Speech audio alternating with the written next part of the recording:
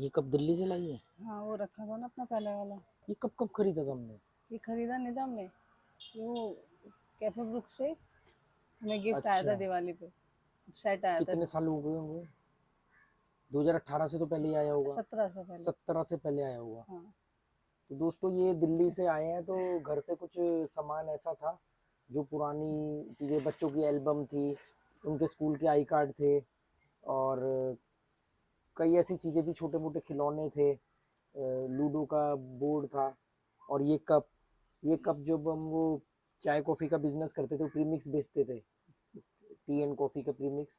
तो वो दिवाली पर गिफ्ट आया था, तो ये 2017 से पहले आया पहले होगा। का। तो ये 2017 से पहले का कप है जो ये दिल्ली से लेकर के आए हैं। एक वो व्हाइट कप नहीं था जब डाइनिंग टेबल लाए थे तो साथ हम्म। में खरीद के लाए थे, उसी दिन एक वो कप बचा हुआ था, वो भी उठा के ले आए ये। वो भी ले आए। वो भी ले आए। एक वहां पे जब वो अदरक कूटने की ओखली थी, हम्म। वो भी कि नहीं मम्मी इसकी साउंड हमको चाहिए अपने घर में। ज्यादा इमोशनल नहीं हो गए? वो, वो लोहे की जो थी। हाँ वो लोहे की वो भी हम्म। लेके आए हैं, वो कूटने वाली। मैंने कहा हम पे है तो सही वहां पे, कह रहे नहीं उसमें ना वो ढंग से कूटता उसमें वो नहीं। टन टन आवाज टन आती टन है ना, जब आवाज आती अदरक है। हाँ। कूटते हैं तो हाँ। टकराता है वो आपस में, टन टन।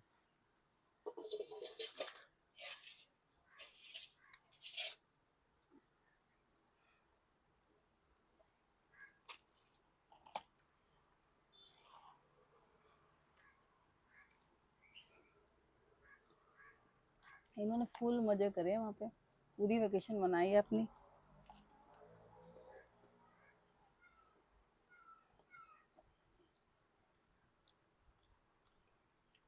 चलो अच्छा, ज्यादा जब बड़े हो जाएंगे और ज्यादा, तो फिर इन सब चीजों का महत्व मैं खत्म हो तो नहीं। जाता है। अभी तो चलो यादें हैं, जब निकलेंगे काम धंधे वाली लाइफ में, हाँ तब ये सब कहाँ हाँ, कर फिर पाएंगे। ये सब चीजों का फिर वो ख्यालों में आएगा। अब कम से कम इनके पास लाइफ टाइम मेमोरी है। अभी कुछ चीज ऐसी थी जहाँ पहल ने किया हुआ था, गई थी, पर पहल को याद नहीं था। जैसे छोटे पे गई थी, तो अब गई तो कह रही अच्छा हम यहाँ भी आए थे, यहाँ भी आए थे।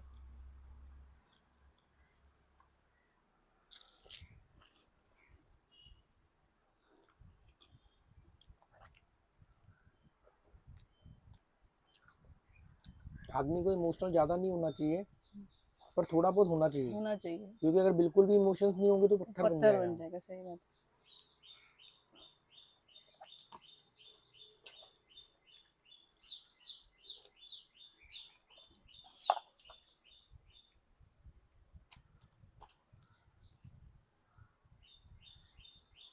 इसके फिर से वो लाल लाल हो रहा है।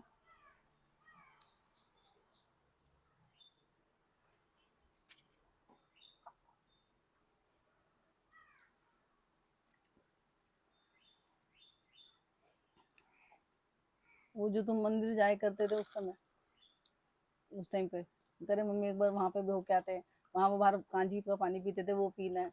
हनुमान मंदिर, हनुमान कनॉट मंदिर प्लेस। कनॉट प्लेस में, हाँ फिर हम लोग कनॉट प्लेस गए, वहां पे मंदिर में, वहां पे थोड़ा सा घूमा। कांजी वाला तो मिला नहीं। मंदिर के अंदर गए? नहीं अंदर नहीं गए, बाहर से घूम के आए।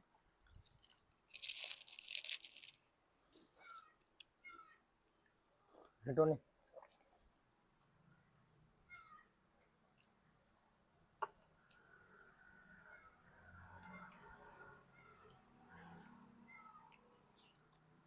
याद है तुम्हारे शूज खरीदे थे वहां से कनॉट प्लेस से, सड़क से, सड़क पटरी से। से 700 रुपए वो के। 700 रुपए के दिख रहे थे, वुडलैंड, बड़े और बड़े नकली से वाले। नकली वुडलैंड। हाँ, उस वाले रोड पे भी घूमे।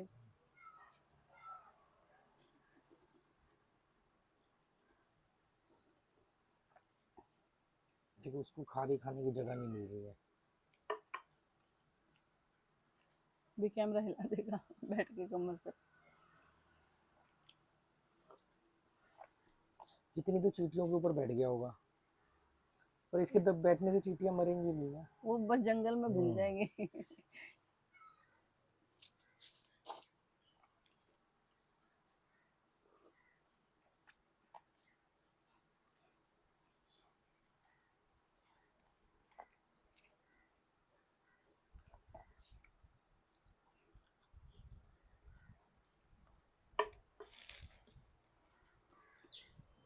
खिचड़ी कैसी लगी? 5 स्टार होटल की अच्छी थी? वो खिचड़ी हमने 2 बार मंगाई है, इतनी अच्छी लगी इनको भी हमको भी। पहले तो ये समझे थे कि हरी दाल वाली खिचड़ी होगी, बाहर हरी तो मिलती नहीं, वो मूंग की दाल की खिचड़ी थी। इसको लगा मम्मी दाल चावल है, मैंने कहा नहीं ये मूंग की दाल की खिचड़ी है। फिर उन्होंने खाई, पहले पहल ने खाई, इसको इतनी अच्छी लगी। फिर उसने सोना को बोला, सोना ने कहा मैं भी खाऊंगी, उसने मंगाई, फिर उसको भी बहुत टेस्टी लगी। बस सिंपल मूंग की दाल की खिचड़ी है, पर घर में नहीं बनेगी, नहीं, बहुत टेस्टी बनाई बहुत थी टेस्टी इन्होंने। बनी थी। एक तो वो प्योर है, तो 5 स्टार होटल में प्योर वेजिटेरियन है। वेजिटेरियन है। दूसरा उस खिचड़ी कितनी 1000-1100 रुपए की पड़ती है टैक्स वैक्स मिला के, हम्म, पर आपको चुभेंगे नहीं वो 1000 रुपए। नॉर्मली जितना सलाद आप ऑर्डर करते हो और आपको हाँ पैसे देने पड़ते हैं, वो अब वो साथ में खिचड़ी आता के है। साथ वो सैलेड आता है, अच्छी क्वालिटी का बिल्कुल थिक दही आता है, अच्छी पापड़ देते क्वांटिटी में हैं। है, ऐसा भी नहीं कि थोड़ा बहुत दे दिया हो। पापड़ साथ में आते हैं, ये सबके अलग, अगर आप बाहर रेस्टोरेंट में खाते हो ना, सबके अलग चार्ज लगते हैं कि आपको और उस पर लिखा हुआ आता है कि इतनी कैलोरी है इसमें। कैलोरी है इसमें। और दाल में महंगे जितने भी होटल होंगे ना, उसमें हर खाने के ऊपर कैलोरी कैलोरी लिखी होती है। मेंशन होती है। खिचड़ी में बकायदा देसी घी पड़ा हुआ था, उसकी उसकी उस अलग ही खुशबू।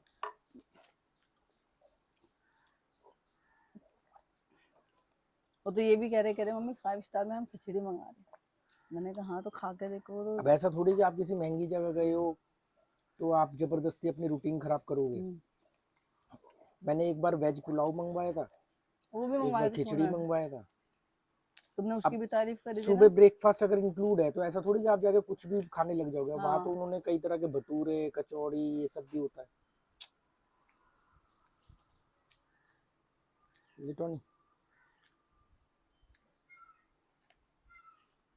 वो जैसे वो उन्होंने तुम बताया ना कि जैन कॉन्सेप्ट पे, हम्म। वो बिल्कुल वैसे ही खाने पीने का तरीका, जो चीजें वो लोग खाते हैं, कचौड़ी, भटूरे, मेथी वाली पूड़ी। अच्छा तो चीले। चीले चीले वो लोग बहुत खाते हैं। आलू प्याज के पराठा है और आलू का पराठा है, सेपरेट कर रखा है कि कुछ लोग प्याज भी खा लेते हैं ना उनमें।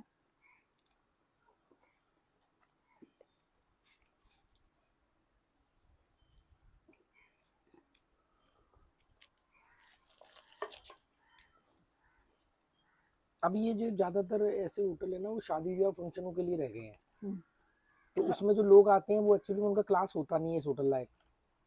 और इंडिया की एक मानसिकता है कि अगर पेट भरा भी और फ्री में मिल रहा है तो तो भी खा खा लो। लेंगे, जैसे लंगर में होता है, भंडारे वगैरह में।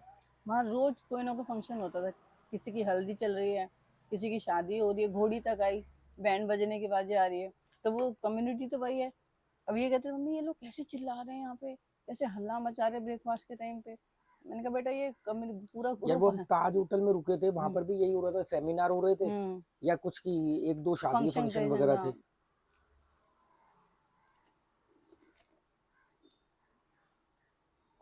चलो इस बहाने वो लोग भी देख लेते हैं जो वैसे ना देख पाए शादी ब्याह फंक्शन की। एक रिश्तेदार अमीर है, उसके चक्कर में देख तो लेते हैं। हमारे वाले फ्लोर पे सारे रूम ऐसे बुक थे शादियों के चक्कर में ना।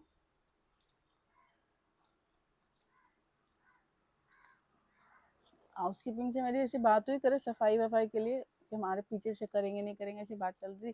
वो बोले कि हम ना शादी वाले जो रूम बुक करते हैं हम इनकी सफाइयाँ नहीं करते जब तक ये लोग रूम में नहीं होंगे, पीछे से नहीं करेंगे। और एक आता है सिंधी कम्युनिटी आती है, उनके लिए तो हमने 2 अलग से रखे हुए हैं, जब वो बोलेंगे उनके सामने तभी करेंगे, क्योंकि वो कई बारी कुछ भी बोल देते हैं कि हमारी चीज़ गायब हो गई, वो कह रहे वो भूल जाते हैं। ज्वेलरी वगैरह होती है ना, शादी का हम्म, कैश होता है तो इसलिए।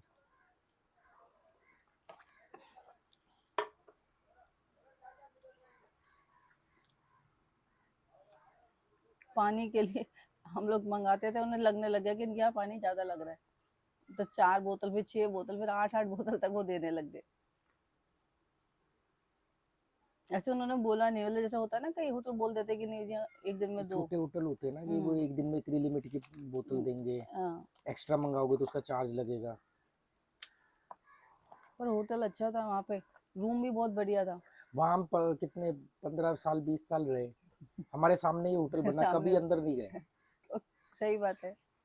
घर तो अभी तो भी ये सारा। होता है ना, हम वहाँ रहते रहते भले ही लाल किला कुतुब मीनार ना देखे, पर जब आप दिल्ली से भाई तो अरे यार कुतुब मीनार देखना है, हाँ लाल तो वो किला। जिस दिन हम आखिरी दिन आ रहे थे एयरपोर्ट, तो सोना कह रही इंडिया गेट आएगा, इंडिया गेट आएगा। मैंने कहा यार बचपन में कितनी बार तुम लोग इंडिया गेट आ गए, तुम्हारा अभी इंडिया गेट का क्यूरियोसिटी रह गई है देखने को। वहाँ रहते रहते तुम साल में 2-4 बार जाते थे इंडिया इंडिया गेट। गेट, हाँ। वो दिवाली पे तो ज्यादातर कंफर्म ही होता था, वो जो कौन सा विश्वकर्मा डे हम्म। होता था, सबकी यहाँ छुट्टी देख ले होती। हम बीच में कितना जा रहे हैं, नहीं बीच जा में रहे नहीं हैं, जाते। साउथ गोवा नहीं गए। हाँ। साउथ गोवा हम 2 या 3 बार गए हैं, वो भी उन्होंने बुलाया तुम चले गए। पर जब हम इंडिया छोड़ देंगे या हम कहीं बाहर चले जाएंगे या गोवा से बहुत दूर जाके रहने लगे, तब होगा कि अरे गोवा जाना है, 4 दिन साउथ गोवा रहना, 4 दिन नॉर्थ गोवा रहना, तब ऐसा होगा। हम लोग गोवा आ रहे हैं क्योंकि हमारा घर है, जो हम आराम से बैठेंगे, हाँ भाई जा रहे हैं जा रहे हैं। एक वहाँ टर्किश लड़की मिली एयरपोर्ट पे, वो पुणे आ रही थी, तो उसने से पूछा आप कहाँ जा रहे हो, मैंने कहा हम लोग गोवा जा रहे हैं। गोवा जा रहे हो आप? उसका फेस पे थे उसको लगा कि छुट्टियां मनाने जा रहे छुट्टियां हैं। मनाने जा रहे हैं। तो मैं जब भी आता हूँ दिल्ली से गोवा फ्लाइट में, तो जितने भी लोग होते हैं हम्म। तो वो सब छुट्टियां मनाने के लिए गोवा आ रहे होते हैं, तो उनके अंदर एक अलग ही वो अलग होता है। वो होते मैं नॉर्मली बैठा होता कि मुझे मालूम है तो घर जा रहा हूँ। हैं। सच में वो गोवा की फ्लाइट में लोगों का अंदर ना अलग ही एक एनर्जी होती है कि गोवा जा रहे हैं सेम एनर्जी तुम्हें यहाँ से दिल्ली से बैंकॉक की फ्लाइट में मिलेगी। वो तो देखा ही था।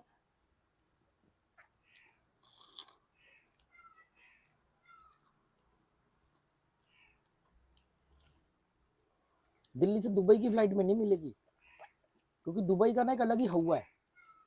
एक्साइटमेंट रहती है कि हम दुबई जा रहे हैं, पर वो दिमाग में मालूम है किसी तरह का कोई छिछोरापन नहीं होता है, क्योंकि पता है वहाँ तो रूल बड़े स्ट्रिक्ट है।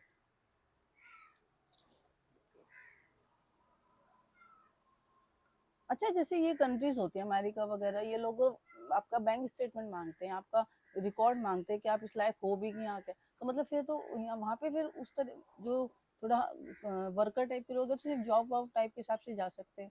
इनको कैसे अलाउ होता है फिर जाने को, जो जॉब। तो वर्क वीजा होता है ना इनके पास, ये टूरिस्ट वीजा पे थोड़ी जाते हैं। हम्म।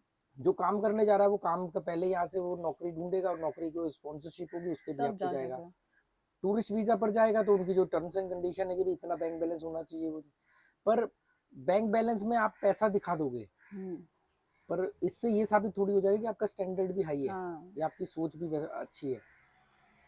वो लोग इंटरव्यू भी लेते हैं ना इन्होंने इसमें। ऐसा इसलिए किया ना क्योंकि यहाँ पर तो बहुत सारे लोग हैं जो करोड़पति अरबपति है, हाँ पर जमीनें बेच बेच करके अरबपति बन गए हैं। उनकी जमीनें पहले जंगल होती थी, अब वो हम्म। बिल्डर ने ले ली, पैसा तो आ गया, पर वो हरकतें भी गलत हो गई।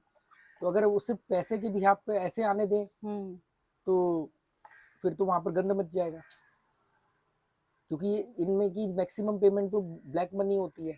वो कहते हैं हमें बैंक में दिखाओ, तो बैंक वो में वाइट दिखा। मनी होनी चाहिए। फिर भी मैंने बोला ना कि फर्क नहीं पड़ता है, क्योंकि पैसा आने से सोच बड़ी सोच होगी नहीं इसका कोई होती। मतलब नहीं है। नहीं, पर जैसे हम लोग दुबई गए थे तो वहां पे जो इंडियंस थे या और भी कंट्रीज के लोग थे, तो वो लोग जिस तरीके से बिहेव कर रहे थे, उन एक था कि भाई हम कहाँ हैं, तुम्हें वैसे रहना है। वही वहाँ वो थाईलैंड में वो लोग बिल्कुल वैसे रहते दुबई हैं। का तो जो आदमी दुबई में रेड लाइट सिग्नल सब फॉलो करता है, हाँ। वो आदमी इंडिया में आके या थाईलैंड वगैरह जैसी जगह पे जाकर के रेड लाइट ब्रेक करता है, हम्म। स्पेशली इंडिया में।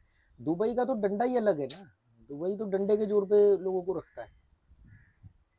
अगर आपने पैदल सड़क पार करते टाइम भी शायद क्रॉस कर ली, तो पता नहीं कोई बता रहा था मुझे कि 600 दिरहम का फाइन है। अच्छा। मतलब अगर आपने जेब्रा क्रॉसिंग के अलावा सड़क पार करी और वो भी वहाँ पे पैदल पार करने के लिए भी सिग्नल होता है, हाँ। तो उस पे फाइन है। अगर किसी गाड़ी ने रेड लाइट जंप कर दी तो उसको फाइन चले जाएगा। हम्म। उनके कुछ पॉइंट्स होते हैं, ब्लैक पॉइंट्स वगैरह, वो मिलेंगे। सब कुछ वहाँ पे कार्ड पे चलता है, मेरे साइड ही होती है। वही लोग जो वहां पर रूल फॉलो करते हैं वही बाकी जगहों पे जाके रूल फॉलो नहीं करते। जैसे पैसा हम ना लोग वो हो। न्यूज चैनल पे नहीं देखते थे कि एक रवीश के इंटरव्यू में आते हैं और एक दूसरे हम्म। तो वो लोग वहां पे चिल्लम चिल्ली कर रहे हैं, वहां पे तमीज से जवाब तमीज दे से रहे हैं, बैठे हुए हैं। क्योंकि वो उस जगह की उनकी अपनी है कि हमें कैसे रखना है इन वो तो लोगों जो को। होस्ट है, हम्म। जैसे मान लो कोई कंट्री है, वो जैसा चाहेगी वह लोग वैसे रहेंगे। वैसे नहीं। इंडिया 2 दिन में सुधर जाए अगर यहाँ पर सख्ती हो जाए। पर क्या है, चक्कर क्या है कि करप्शन खून में है यहाँ पर। भ्रष्टाचार जो है वो खून के अंदर है। हम्म। अगर आप सख्ती करोगे तो उसके लिए आपको फाइन बड़े करने पड़ेंगे। फाइन बड़े करने का मतलब है कि भ्रष्टाचार बढ़ बढ़ जाएगा। जाएगा। भाई अगर किसी का मान लो किसी चीज का 200 रुपए का फाइन है वो बंदा तो दे लोग दे देगा, भी देंगे। उसी चीज का फाइन आप 2,000 कर दो तो वो तो रिश्वत वो दे के निकल 500 रुपए दे देगा और निकल जाएगा। वो कहेगा मैं 2,000 क्यों दूं। एक ये पंगा है। 200 का माइनस पॉइंट ये है कि अरे 200 ही तो है दे फिर दूंगा। कर देंगे। हाँ, और ज्यादा कर दिया तो वो क्या करेंगे, 10 में से 2 लोगों से तो फाइन मारेंगे, 8 लोगों से कम पैसे लेके छोड़ देंगे, वो कम भी बहुत ज्यादा होंगे। एक्चुअली वो जो मेंटेलिटी है ना कि हेलमेट नहीं पहनते पकड़ेंगे तो 100 रुपए दे देंगे ना, क्या जाता है। वो वहां पे पकड़ के वो गिड़गिड़ाना, वो ना आपकी इंसल्ट हो रही है, वो फील नहीं होता उनको। सिविक सेंस नहीं है ना इंडिया में। प्राउडली बताएंगे अरे मेरे को रोक लिया था पुलिस वाले ने, मैंने तो उसको फोन कर दिया था, फिर मैंने ऐसा किया, मैंने तो उसको ऐसा सुना दिया। मतलब वो एक पुलिस वाले के साथ आर्ग्यूमेंट करने में वो प्राउड फील करते हैं लोग। रेड लाइट जंप करके निकल जाने में प्राउड फील प्राउड करते फील हैं। करते तूने हैं। पुरानी दिल्ली में नहीं देखा, ईस्ट दिल्ली में, कि वो हेलमेट को यहाँ पे लगाना, मतलब पहनना है पर यहाँ पे लगाना है, हाँ हाँ और ऐसे फोन लगाना और मुंह में हाँ, गुटखा, और स्कूटर ऐसे एक्टिवा चला रहे हैं, हेलमेट को यहाँ चढ़ा रखा है, फोन कान के नीचे ऐसे लगा रखा है, मुंह में गुटखा चला कर दबा के चला रहे हैं। हेलमेट बाजू में लेके बैठे रहेंगे, रेड लाइट आएगी तो तो पहन लेंगे, पहन फिर लेंगे। उसको ट्रैफिक पुलिस वाले उनको पता होता है कहाँ कहाँ खड़े होते हैं, वहां पे हेलमेट पहन लिया, जैसे वो एरिया क्रॉस किया उतार दिया। एक केस में ना वीडियो देखा था, वो पता नहीं फरारी जैसी कोई हाई फाई गाड़ी लेके चल रहा था, उसका रेड लाइट पे ही चालान वालान किसी वजह से कटा, उससे 2,000 रुपए का फाइन मांग रहे हैं, उसके लिए गिर गया, वो लेट हो। वो कह रहा है यार आप कैसी गाड़ी में बैठे हो, आपको शर्म नहीं आ रही, आप फाइन से बचने के लिए। गाड़ी तो ले ली पर औकात, सोच कहाँ से लाओगे। मैंने क्या बोला कि पैसा, अमीर होना ना एक दोष है, और पैसे ज्यादा होना एक सिचुएशन है। पैसे ज्यादा होने पर आदमी की सोच बढ़िया हो जाती है, अमीर होने पर पैसा होता है ज्यादा पर सोच घटिया हो जाती है। और ऐसे ही पैसे ना होना गरीबी नहीं होता है, गरीबी एक सोच है, ऐसी अमीरी एक सोच है। ये अमीरी और गरीबी दोनों ही सोच जो है वो दोष है, और पैसे ज्यादा होना या पैसों का कम होना एक सिचुएशन है। सोच बढ़िया हो, पैसे कम में कोई दिक्कत नहीं, फिर आ जाएंगे। सोच घटिया है, पैसे ज्यादा है, तो तो आप आप अमीर बनोगे, और अमीर बनोगे तो फिर आप यही सब लफड़े करते फिरोगे। अमीर आदमी पैसे को प्रोटेक्ट करता है, पैसे से डरता है, पैसे के लिए डरता है। इसीलिए तो लोगों के पास करोड़ों रुपए आए पर खर्च करने के टाइम पे छोटी छोटी चीजों पे, मतलब ऐसे ऐसे करोड़पतियों को मैंने देखा है कि 1,000 रुपए की पेनल्टी या फाइन बचाने के लिए गिड़गिड़ाते हैं, गिड़गिड़ा रहे रिश्वत ऑफर करते हैं। भाई इतना पैसा है, क्या कर रहे हो।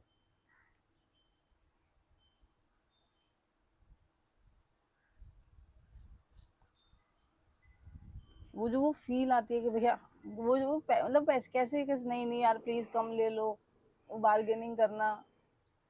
मैंने तो बहुत पहले ही बार्गेनिंग करना बंद कर दिया था।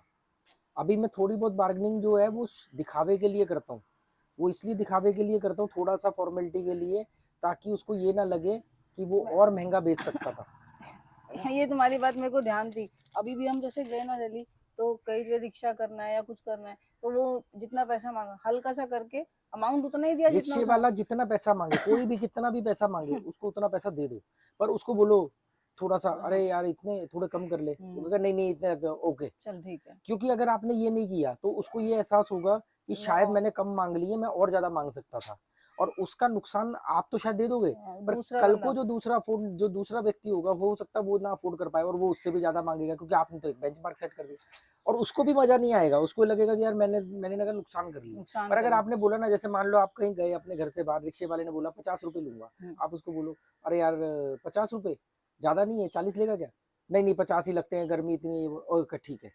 अब इससे क्या हुआ कि उसको लगेगा मैंने 50 रुपए मांगे है ना, तो जबरदस्ती में। ये मेरी वैल्यू है, मतलब मैंने कम नहीं मांगे है। पर आपने उसको बोला कि भी कितने पैसे, उसने बोला 50, आप बैठ गए, या आपने पूछा ही पूछा ही नहीं। नहीं और उसने जाके बोला 50 रुपए और आपने दे दे। 50 दे दिए, तो उसको लगेगा कि शायद मैंने और ज्यादा मांगने चाहिए थे और मैंने हाँ, कम मांगे। इस चक्कर में वो क्या करेगा, वो अगली बार और ज्यादा पैसे मांगेगा, और आप या आपके जैसे तो दे देंगे, जो नहीं दे दूसरे ले सकते सकते उनके हैं, लिए उनके लिए नुकसान हो प्रॉब्लम जाएगा। हो जाएगा। फिर उसको भी मजा नहीं आएगा ना। हाँ, जब अगर तक इस तरीके से होगा तो शाम तक अगर उसने 500 रुपए भी कमाया उसे मजा आएगा, पर अगर आपने कोई इजीली बार, मिल, हाँ जैसे इजीली, इजी मनी का कोई हाँ वैल्यू बस नहीं बस, होती है। मुंह मांगी किसी भी चीज की कोई भी कीमत नहीं होती, कदर नहीं होती। तो फॉर्मेलिटी के लिए हल्का सा एक वो करो। थाईलैंड में तो मैं बिल्कुल भी नहीं करता, क्योंकि थाईलैंड में कंसेप्ट ही नहीं चलता बार्गेनिंग का, और एज ए इंडियन तो मैं वैसे भी वो नहीं करता, अपनी कंट्री क्योंकि का वो चला जाता है ना इंडियन फिर। वहाँ बार्गेनिंग करते हैं।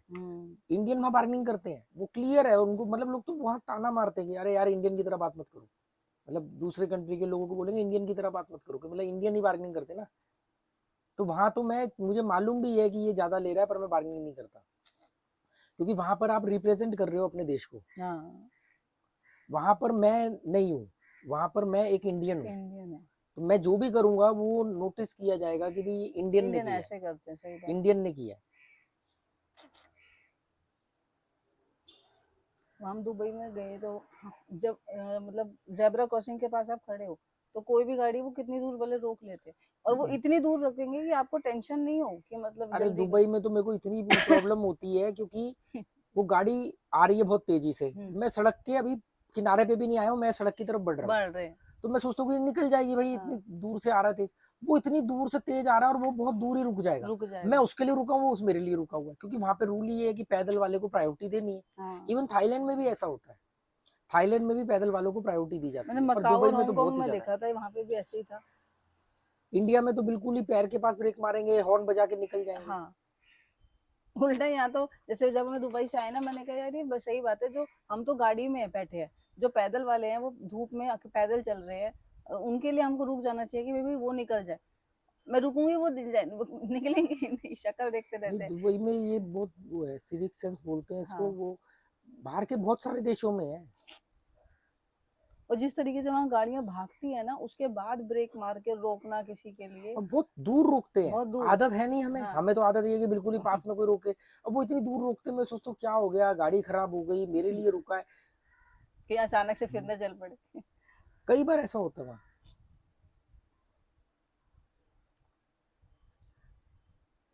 और जो वहाँ के लोकल है, जो शेख है वहाँ के, जो लोकल कम्युनिटी है, वो तो बहुत ही ज्यादा रिस्पेक्ट देते हैं बाहर के लोगों को। वो ऐसे नहीं सोचते कि हमारे देश में आए हो, लेबर का काम कर रहे हो, ऐसा नहीं सोचते। मैंने तो वहां पर देखा है दुबई में, कि मैं जैसे खाना पैक करवाने गया किसी रेस्टोरेंट में, तो वो बार बार एक ही में जाता था, तो मेरी जान पहचान हो गई मैनेजर से। तो एक दिन मैं ऐसे ही अपना ऑर्डर दे करके बैठा हुआ हूँ, क्योंकि मैं खाता होटल में लाके ही था रूम में।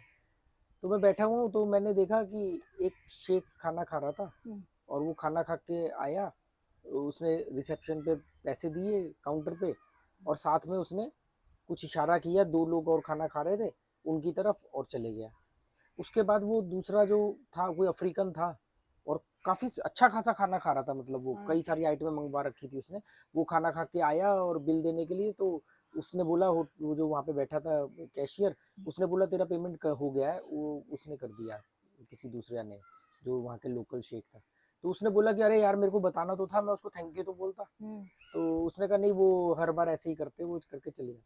तो वो कह रहा अरे यार बोल देते, मैं कम से कम थैंक यू तो बोलता। इसमें दोनों की हो गई, तो शेख ने तो किया ही किया, वो शेख के जाने के बाद वो उसको बोल रहा है, ऐसा नहीं कि वो उससे भी ले ले। इस चीज को ना मैंने देखा है कि यहाँ पर धर्म का थोड़ा सा बेनिफिट है।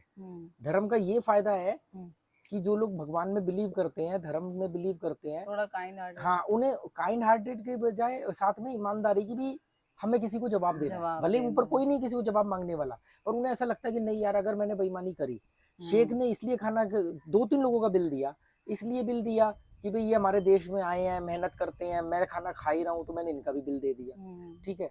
और कैशियर वो पाकिस्तान से था, हाँ, उसने भी बेईमानी नहीं करी, उसको मालूम है कि यार एक आदमी मेरा नेकी कर रहा है, मेरे को भी तो मेरा भगवान या खुदा देख रहा होगा। हाँ, तो यहाँ पर धर्म का या थोड़ा सा भगवान होने का, चाहे वो काल्पनिक है, मैं तो नहीं मानता कि ऐसी चीजें होती हैं, पर ये इसका एडवांटेज है, शायद इसीलिए इसको बनाया भी गया होगा। मैंने उससे पूछा, मैंने कहा यार ये क्या, कह रहे यहाँ पर ना अक्सर ऐसा होता है, कोई भी ऐसे लोकल आकर के शेख खाना खाएगा, अगर कोई भी आसपास उसको दिखेगा कि कोई टैक्सी ड्राइवर खाना खा रहा है, कोई भी खा रहा है, तो वो अपने साथ साथ उसका भी बिल दे करके चले जाता है। कह रहा अक्सर यहाँ पर ऐसा होता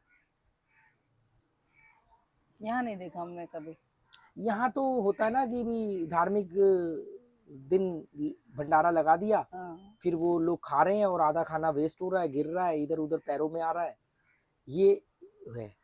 मदद करना कोई आसान काम थोड़ी होता है, आप कब कहाँ किस समय और किसकी मदद कर रहे हैं। मैं क्या बोलता हूँ, कभी भी किसी जरूरतमंद की मदद नहीं करनी चाहिए, कभी भी किसी जरूरतमंद की मदद मत करो, डिजर्विंग की मदद करो, मतलब जो हकदार है उसकी मदद करो। जरूरतमंद की मदद मत करो। जरूरतमंद की मदद करने जाओगे तो जरूरतमंद तो भरे पड़े हैं पूरी दुनिया में, 8 अरब की आबादी है, 80% जरूरतमंद निकलेंगे। जो डिजर्व कर रहा है, आपको भूखे को खाना नहीं खिलाना चाहिए। भूखे को खाना खिलाने के हक में नहीं हूं मैं। मन कर रहा है अपने इंजॉयमेंट के लिए खिला लो, इससे कोई पुण्य पाप कुछ नहीं होता, सब बकवास है। आप ऐसे भूखे को खाना खिलाओ जिसका पेट भरने के बाद में जो इस लेवल पर पहुंचेगी, कल को वो भी 4 लोगों को खाना खिलाए। मतलब जो डिजर्व करता है उसकी हेल्प करो, ना कि जो नीडी है उसकी हेल्प करो। जरूरतमंद की हेल्प करोगे, वो फिर कल उसको जरूरत पड़ेगी, फिर परसों उसको जरूरत पड़ेगी, भरे पड़े हैं पूरी दुनिया में। ऐसे आदमी की मदद करो जो कल को अपने आप को इस लायक बना सके कि उसको मदद की जरूरत ही ना पड़े और वो दूसरों की मदद करे। फर्क है नीडी में और हाँ, काबिल में। जो डिजर्व करता है, जिसमें आगे जाने का स्कोप है, उसकी मदद करो। आप भिखारी को आज दे दो 10 रुपए, वो वो कल फिर वैसे ही भीख पड़ा मांगेगा, रहेगा। परसों फिर भीख मांगेगा। लोग भिखारी, ये जो मंदिरों में जा रहे हैं भिखारी बन के, ये एक एक मंदिरों में 2 भिखारी जाते हैं। एक भिखारी जो मंदिर के बाहर बैठता है, और एक भिखारी होता है जो मंदिर के अंदर जाके भीख मांगता है। सिर्फ इतना ही फर्क है, एक बाहर बैठ के भीख मांगता है और एक मंदिर के अंदर जाके भीख मांगता है। ये जितने भी लोग हैं, ये जो अपने आप को धन्ना सेठ समझते हैं, ये मंदिर के अंदर जाके भीख मांगते हैं। तो ये भिखारी है। इनको अगर मान लो भगवान हो भी, अगर सच में हो भी, इनको वो जितना मर्जी दे दे और जितना मर्जी दे चुका हो, ये फिर भी भीख ही मांगते रहेंगे। ये आज भी भिखारी हैं, ये कल भी भिखारी रहेंगे। अगर भगवान सच में हो तो वो भी कहता होगा कि अबे यार तू तो भिखमंगा ही है, तुझे मैं कब से क्या क्या मांग रहा है और मैं दिए जा रहा हूँ, तू फिर भी कटोरा लेकर के रोज आ जाता है मुंह उठाने। एक बाहर बैठा हुआ है भिखारी जो इन भिखारियों से भीख मांग रहा है, और ये बड़े भिखारी हैं, ये डायरेक्ट भीख मांग रहे हैं। ऐसे आदमी को हेल्प करो जो आगे जा सकता है और कल को 10 लोगों के को परेशानियों से निकाल सकता है। और वो भी जब 10 लोगों को परेशानियों से निकाले तो उसको भी ऐसे 10 लोग चुनने पड़ेंगे जो आगे 10 लोगों को परेशानी से निकालने का दम रखते हो। ऐसा नहीं कि जरूरतमंद को दे दिया वो तो उसको तो जिंदगी भर जरूरत पड़ी रहेगी, जिंदगी भर ही भीख मांगता रहेगा। पर क्या है कि बड़ा भिखारी छोटे भिखारी को भीख दे करके सेटिस्फेक्शन फील करता है, भंडारा लगा करके वो सोचता है कि उसने पूरी धरती से भूख का अंत कर दिया। उस भंडारे की भी उसकी औकात नहीं होती कि अपनी जेब से लगा ले, उसके लिए भी पर्चियां कटवाता रहता है, चंदा इकट्ठा करता रहता है। मतलब कुछ भिखारियों को भीख देने के लिए वो खुद लोगों से भीख मांगता है कि मुझे भीख दे दो, फिर हम सब मिल करके बाकी लोगों को भीख देते। मतलब ये क्या भिखमंगा सिस्टम चला रखा है। मैं वो जब दिल्ली में था ना, तो अरे वो जगराता कराना है, भंडारा कराना है। अरे भंडारा कराना अपनी जेब से करा, 100 लोगों की बजाय 10 लोगों को खिला, पर अपनी जेब से खिलाना। जब तेरी औकात नहीं तो क्यों मेरे से भीख मांग रहा है? मुझसे भीख मांगे तो बाकी दूसरे भिखारियों को देगा। आधी पूड़ियां आधे सामान तो नीचे धक्के खा रहे होते हैं। पंजाब के अंदर देख ले, वहां पर 10 गुरु हैं तो 10 गुरुओं के जो उनका 20 उनके पर्व होते हैं, गुरु पर्व होता है। और भी एक ही दिन सब लोग हर हर 10 कदम पर शबील लगी होती है, हर 10 कदम पर लंगर लगा होता है। आपका उद्देश्य क्या है? आपका उद्देश्य है कि लोगों को, जरूरतमंद को वो चीज मिले। तो एक आज लगा ले, एक कल लगा ले, एक परसों लगा ले, तो लोगों को कई दिन तक मिलेगा। उस सब के सब उस पर्टिकुलर डेट पर लगा देते हो, इतना वेस्ट होता है, इतना वेस्ट होता है। अच्छा जैसे जो तुम बात कह रहे हो वो गोवा में होता था ना, वो मंदिर में कि मंडे को वहाँ मतलब खाना मिलता, तो कोई भी गांव वाला कहता था इस दिन मैं करूंगा। तो ये नहीं कि बहुत लोग कर रहे हैं, हर मंडे कोई एक बंदा करता था। मदद करना का आसान काम थोड़ी है, वो तो सबसे मुश्किल काम है। और सबसे बड़ी मदद होती है मदद ना करना। अगर आप मदद कर रहे हो तो एक तरह से आप दूसरे को अपाइज बना रहे हो। सबसे बड़ी मदद है मदद ही ना करना। उसको इस लायक बना दो कि उसको ना तो आपकी मदद की ना किसी और की मदद की जरूरत पड़े, बिना मदद किए हुए। तो यहाँ पर मदद होती है साइकोलॉजिकल, एक सलाह के तौर पे, एक थप्पड़। सबसे बड़ी मदद है थप्पड़। वो थप्पड़ आप उसको जलील करके मार सकते हो, वो थप्पड़ आप उसको जगाने के लिए मार सकते हो, और उसके बाद अगर वो जाग गया तो उसको जिंदगी में मदद की जरूरत नहीं पड़ेगी। और वो नहीं जागा तो ऐसे आदमी की मदद करने की फायदा ही है।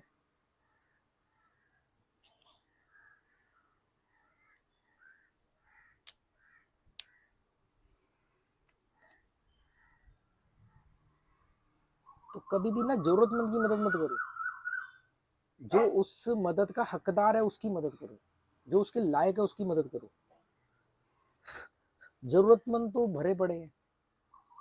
हर आदमी को जी जरूरतमंद उस दिन खत्म हो जाएंगे जिस दिन मंदिर के अंदर या किसी भी धार्मिक स्थान के अंदर कोई जाएगा नहीं कटोरा लेकर के भीख मांगने।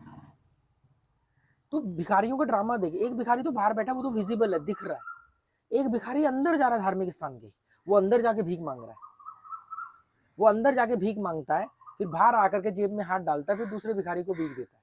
कायदे में उस भिखारी को हंसना चाहिए कि अबे तू अंदर से भीख मांग के आया, मुझे भीख दे रहा है, तो तू खुद मुझसे बड़ा भिखारी है और मुझे भीख दे करके इतरा रहा है। टॉनी ले, बाहर जाना है इसको। चलो आज के लिए इतना ही काफी। Okay, good bye, thank you.